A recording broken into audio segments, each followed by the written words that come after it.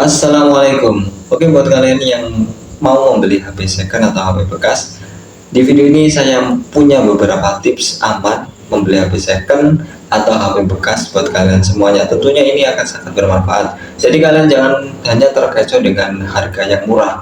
Nanti baru beberapa hari atau beberapa minggu dipakai HP-nya rusak.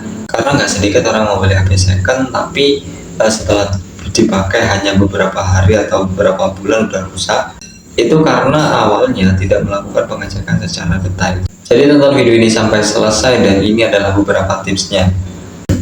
Untuk yang pertama, pastikan HP itu udah dalam keadaan di reset atau kembali ke pengaturan pabrik. Atau kalian sendiri yang melakukan itu ketika kalian melakukan transaksi. Karena apa? Ini untuk memastikan HP itu bukan HP kredit atau masih ada tagihan kreditnya. Karena biasanya kalau HP itu masih di masa kredit itu nggak bisa di reset. Kalau di reset dia itu akan muncul notifikasi bahwa HP itu masih dalam masa kredit. Dan biasanya juga HP kredit itu dibawain kartu dari tokonya, dari sananya maksudnya. Dan kartu itu nggak bisa dilepas. Maksudnya kartu itu ketika dilepas dan HP itu dihidupkan juga nggak bisa dipakai karena dia pasti akan meminta kode. Dan beda lagi kalau HP itu kreditnya melalui Shopee Pay Later seperti itu. Karena kalau HP itu sampai menunggak biasanya orangnya itu akan dihubungi terus oleh admin dari Shopee-nya.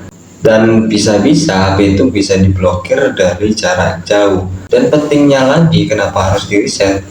Ya siapa tahu karena kita belum tentu kenal dengan penjualnya. Siapa tahu di HP itu tertanam sesuatu atau aplikasi yang berbahaya yang bisa membahayakan data-data kita nanti. Untuk tips yang kedua ini gak kalah penting lagi, kalian harus mengecek emailnya. Karena nomor email di HP itu sama aja dengan identitas dan itu sangat penting banget. Kalian harus mengeceknya apakah email HP tersebut itu terdaftar atau enggak. Kalian bisa melihat di kotaknya atau kalian bisa melihat di HP-nya langsung. Di tentang ponsel itu biasanya ada nomor emailnya. Dan kalian bisa melakukan pengecekan email sendiri ya.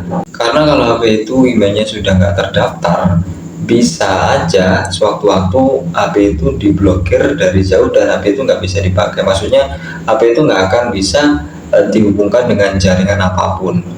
Untuk tips yang ketiga, kalian harus mengecek kondisi HP tersebut baik luar maupun dalamnya. Yang pertama kalian harus mengecek secara manual luarnya ya, mulai dari kamera, speaker, touchscreen. Kalau kalian mau mengecek touchscreennya, kalian bisa melakukan dengan mengetik sesuatu apakah tombolnya itu semua hurufnya bisa berfungsi apa enggak. Kalau bisa berfungsi semuanya, bisa dipencet, bisa ditekan, ya kemungkinan touchscreen itu masih normal. Dan jangan lupa kalian harus melakukan pengecasannya. Jadi di situ kalian harus melakukan pengecasannya apakah pengecasan HP itu masih berfungsi apa enggak. Karena ada juga orang yang beli HP setelah dibawa pulang HP itu nggak bisa dicas. Dan jangan lupa kalian harus mengecek lubang jack audionya apakah masih bisa dipasangi headset ya. Kalian harus cek itu. Dan jangan lupa kalian juga harus mengecek mulai dari software dan hardwarenya melalui kode-kode tertentu, karena biasanya setiap merek HP itu punya kode-kode tertentu untuk mengecek semua komponen-komponen yang ada di dalam HP apakah HP itu masih normal atau udah ada kerusakan. Jadi kalian harus tahu kode-kode untuk mengecek HP tersebut ya. Dan jangan lupa baterai. Ini karena baterai kan hal yang paling penting di HP. Kalian harus mengecek apakah kesehatan baterai itu masih bagus apa enggak. Kalau di iPhone kan udah ada dan di Android juga sebenarnya ada, dan ada juga yang tidak bisa dicek secara langsung melalui pengaturan-pengaturan seperti itu. Tapi kalian bisa mengeceknya melalui pemakaian. Misal nih kalian matikan HP itu dulu. Kalau HP itu berkurang banyak setelah dimatikan, itu biasanya baterainya udah bermasalah. Misal nih HP itu ketika hidup baterainya di 70% dan ketika kalian matikan dan hidupkan lagi udah berkurang 10% atau lebih, berarti HP baterai itu udah bermasalah. Atau juga ketika HP itu di 50% ke bawah itu cepat banget habisnya, nah itu berarti baterai HP tersebut udah bermasalah.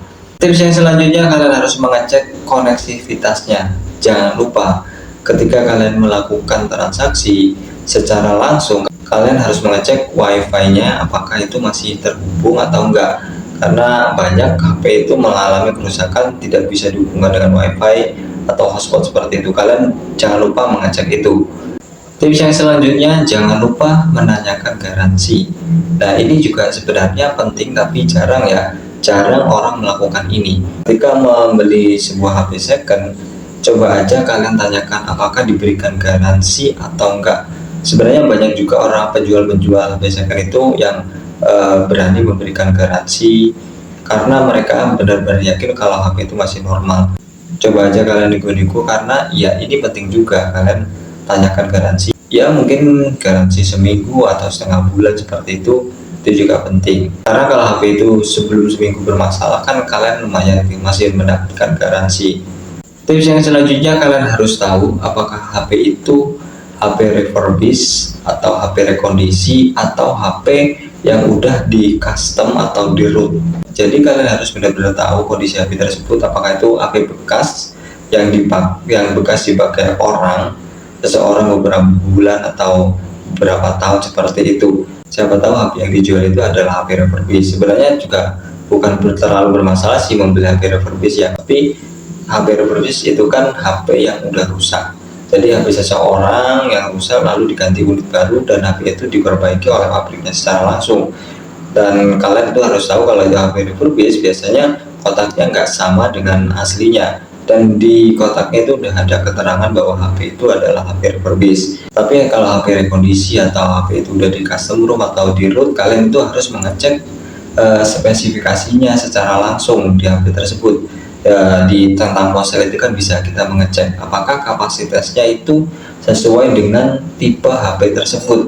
Misalnya HP tipe tertentu itu dikeluarkan dengan dua varian, yaitu RAM 8GB dan 6GB. Tapi kalau HP tersebut itu melebihi dari varian yang dikeluarkan awalnya, itu kemungkinan HP sudah di custom atau itu adalah HP rekondisi. Kalian juga bisa melihat baterainya ya.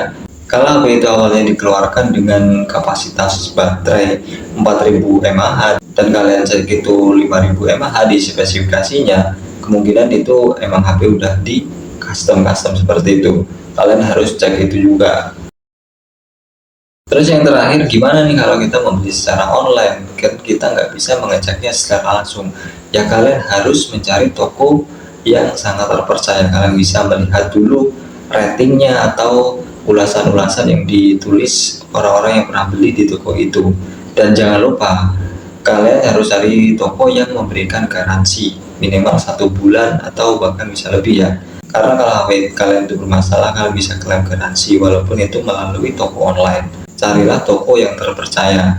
Oke, jadi itu tipsnya membeli HP second. Semoga video ini bermanfaat dan terima kasih yang udah menonton.